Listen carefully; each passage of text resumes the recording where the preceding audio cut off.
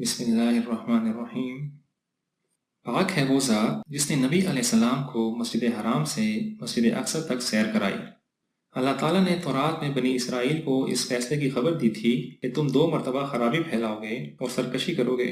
वो दोनों दफ़ा सरकशी कर चुके हैं और अल्लाह ने उनको दोनों दफ़ा बचाया। अब वक्त है कि वो बाज आ जाएं। अगर तीसरी बार उन्होंने अल्लाह की नाफरमानी की तो अब उन्हें सज़ा मिलेगी। अब सिर्फ कुरान ही सबके लिए रहनुमा है और उसमें ईमान वालों के लिए खुशखबरी है। क़यामत के दिन हर शख्स का नामा अमाल उसके हाथ में दे दिया जाएगा और कहा जाएगा कि इसे पढ़ो, तुम आज अपने आप ही अपना एहतसाब करो। उस दिन कोई शख्स किसी दूसरे का बोझ नहीं उठाएगा। तुम्हारे परवरदिगार ने हुक्म दिया है कि उसके सिवा किसी की इबादत ना करना और वालिदैन के साथ भलाई करते रहना। जब वो बूढ़े हो जाएं तो उनके साथ नरम अंदाज इख्तियार करना और उन्हें उफ तक ना कहना। उनके लिए दुआ करते रहना। फजूल खर्ची ना करो, फजूल खर्च शैतान के भाई हैं और शैतान अपने परवरदिगार का नाशुक्रा है। ना ही बखील बनकर अपना हाथ अपने आप तक महदूद रखो। अपनी औलाद को मुफलिसी के डर से कत्ल ना करो। ज़िना के करीब ना जाओ। किसी जान को कत्ल ना करो जिसे कत्ल करना अल्लाह ने हराम ठहराया हो। यतीम के माल के करीब भी मत जाओ। अपने वादे पूरे करो। नाप तोल में कमी ना करो। जिस बात की तुझे खबर ही ना हो उसके पीछे मत पड़ो, क्योंकि कान, आंख और दिल उनमें से हर एक से पूछगछ की जाने वाली है। जमीन में अकड़ कर ना चलो। ये हिकमत की बातें तुम्हारे परवरदिगार की तरफ से हैं। हर चीज़ अल्लाह की तस्बीह बयान करती है, लेकिन तुम उसकी तस्बीह नहीं समझते। हम कुरान के ज़रिए से वो चीज़ नाजिल करते हैं जो मोमिनों के लिए शिफा और रहमत है। अगर इंसान और जिन सब मिलकर कोशिश करें तो कुरान जैसा कलाम ना ला सकेंगे। अल्लाह ने इस कुरान में हर तरह से मिसालें बयान कर दी हैं, मगर अक्सर लोग इनकार की रविश से बाज नहीं आते। ये कहते हैं कि इंसान की जगह किसी फरिश्ते को रसूल बनाकर क्यों नहीं भेजा गया।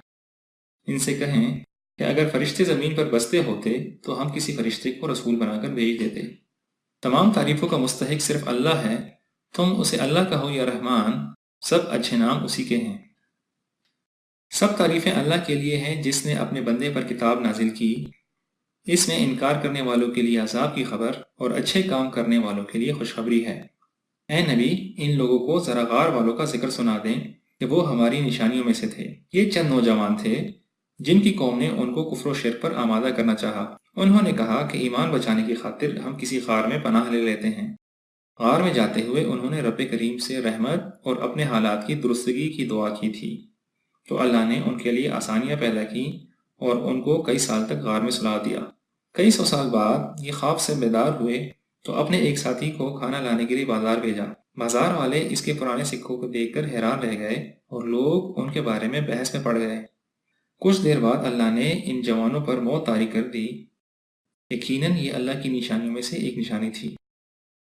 ए नबी, ऐसा न कहिए कि मैं ये काम कल करूँगा, बल्कि साथ में इंशाअल्लाह भी कहिए।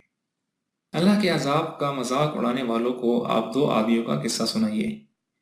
एक के पास 2 उम्दा बाग थे और वो खुशहाल था, जबकि उसका साथी नादार। मालदार शख्स ने अपने साथी से कहा, देखो मेरे पास कितना माल है। मेरा नहीं ख्याल कि क़यामत आएगी और अगर आ भी गई तो मुझे यहाँ की निस्बत कहीं ज्यादा इनाम और इकराम हासिल होगा। उस पर दूसरा कहने लगा, अपने माल पर मत इतराओ। तुम उस अल्लाह की नाशुक्री कर रहे हो जिसने तुम्हें पैदा किया। अजब नहीं कि मेरा परवरदिगार मुझे तुम्हारे बागों से बेहतर बाग अता फरमाए और तुम्हारे बागों पर आसमान से आफत भेजकर उसे चटियल मैदान बना दे। चुनांचे एक रोज खुदा का अजाब आया और वो बाग तलपट हो गया। अब वो कहने लगा, काश मैं अपने परवरदिगार के साथ किसी को शरीक न करता। ये माल और बेटे तो दुनिया की जिंदगी की जीनत हैं और बाकी रहने वाली चीज तो नेकियां हैं जो तुम्हारे परवरदिगार के यहाँ बहुत अच्छी हैं। 15वें पारे के आखिर में हजरत मूसा और खिज़र अलैहिस्सलाम का किस्सा है, जिसको हम 16वें पारे में सुनाएंगे।